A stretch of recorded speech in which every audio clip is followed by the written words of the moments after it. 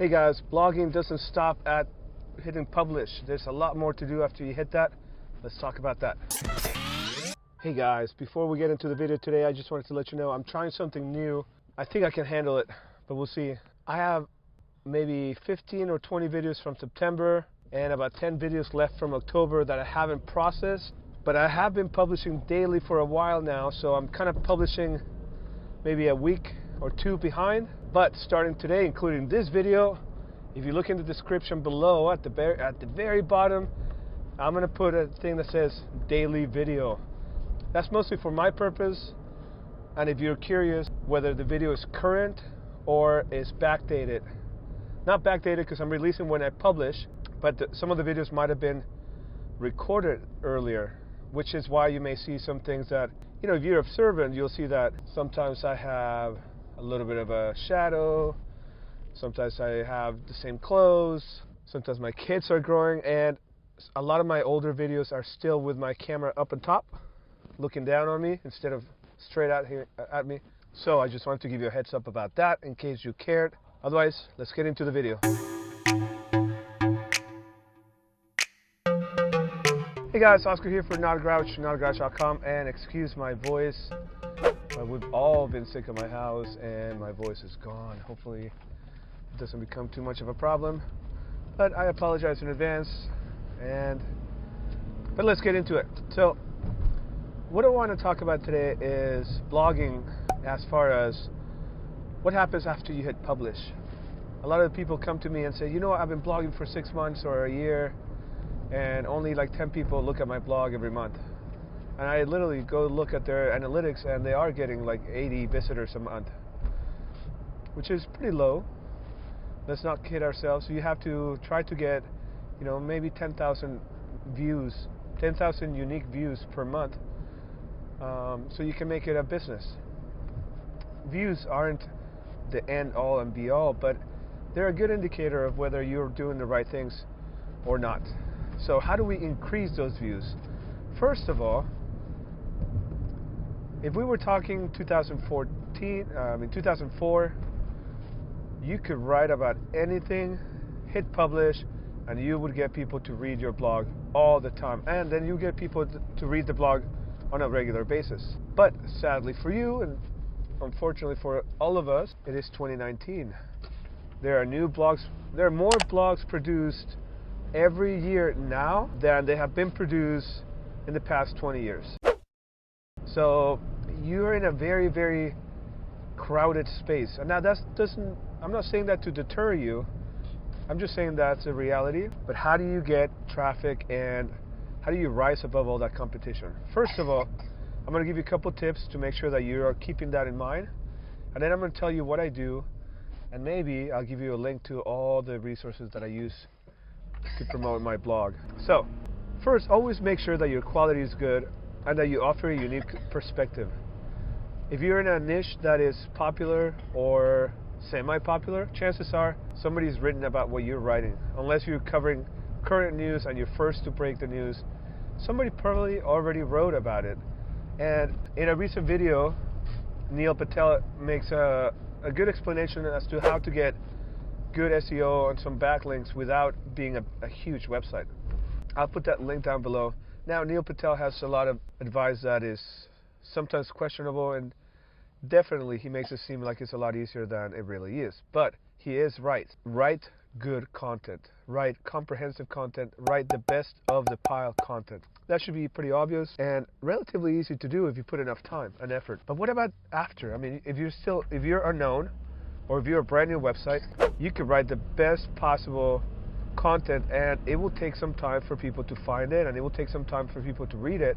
And you may not have all the time in the world to wait for organic traffic to just appear out of nowhere, get lucky that that keyword takes off, or that you somehow replace the ranking keywords for that, or the ranking websites for that keyword. So what do? I have a list of about 20 or more places where I share my blog posts after I publish them. And I don't just spam everywhere, but I do have all my social media profiles where I post links to my videos and to my blogs. And I also have groups, for example, Facebook groups, where I share that. I also ask people, hey, can you give this a like? Because if I post something on Twitter, then I'll tell my friends, hey, can you please hit the like button on this? My friends will support me because my blogger friends will support me because we're in this together. And so you have to promote. I made up a rule one time that seems to work pretty well, where I say for every hour you spend blogging, spend 8 hours promoting that blog post. And I don't mean that you hit publish at 8 a.m. and you spend the rest of the day promoting that blog post. That's not what I mean at all. What I mean is, when you hit publish today and you hit it at 8 a.m., spend 20 minutes or half an hour sharing that blog post everywhere that is appropriate. Maybe in a Facebook group, maybe on your Twitter, LinkedIn, create some Pinterest images to post in there. If you didn't make a video for it, make a quick video about it and post it on YouTube and put a link back to that blog post. Obviously share it on your Facebook wall. You should have a Facebook business page, share it there. One good place to share articles on a blog is called Flipboard. It's a magazine style website where you can curate topics, and sometimes those get pretty trendy, but if I go look back in the magazines I've created on Flipboard, they get hundreds of views every day. It's not going to be overnight. You have to build this, but you have to build this as soon as you start your blog and start categorizing it and promoting it so that when it comes time to publish a new blog post, you have places to share. So that's all about what you do. Now, what about collaborative work? There's also some things that you can do to help you with that. Some people frown upon this, but I think it's a very valid way of generating traffic, at least at the beginning, as you build your list and as you build your social media, or just to give yourself a boost every once in a while. It works for me all the time. I don't do it as often as I should, but I definitely see big numbers come in, and I see sales, which is the most important part. So there are these groups on Facebook called share groups.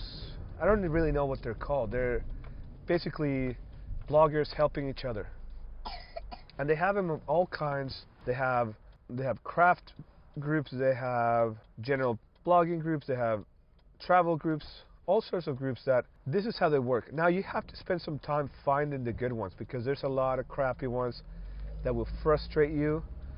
There's a lot of crappy ones where the quality is horrible, so you don't really want to participate, but once you commit, then you have to do it.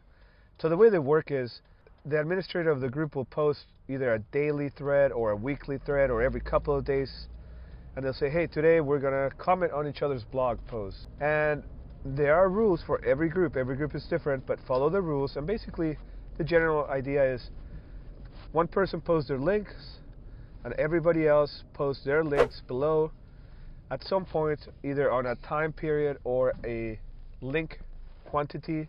Maybe it's 10 links, maybe it's 50 links. That post gets closed, and then you have 24 hours or 48 hours to leave a comment on everybody else's blog post. Sometimes instead of a comment, you have to share it on social media. Sometimes the shares are very specific, and it says you have to share on your Facebook page.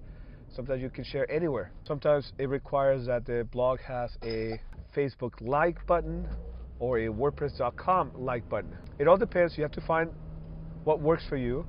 I participate in about 3 groups like this because it's taken me a while to find this group. It's a pretty intense process because, like I said, sometimes you post your link and everybody else posts their links, and when you start going around to leave a comment on everybody else's post, some blog posts are not readable, some of the quality is garbage, and then you find sometimes you go on and say, okay, fine, I'm still going to do it.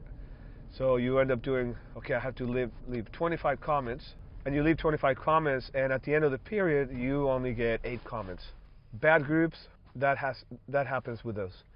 So you need to find a group where the admin is paying attention and moderating and taking care of it. Sometimes the groups say, hey, go talk to the other person, figure it out. Other ones, you can message that person in the thread and say, hey, I haven't seen your comment, and they'll come back around and do it.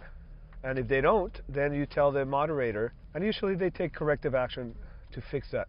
Now, some people say, oh, well, that's kind of cheating. You know, you're forcing people to comment, tit for tat. Well, and part of it is true.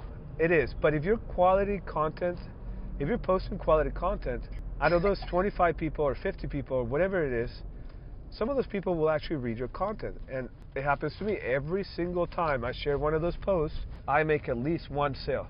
And of course, my products range from getting a $20 commission to getting a $400 commission. It never fails that I get one sale at least. And it could be because they left a comment, or because when you come to my website, I leave a cookie and then I show you ads. I can show you ads about different stuff. So maybe you log into my email, maybe you sign into my newsletter, and then I send you an email, and then they buy something.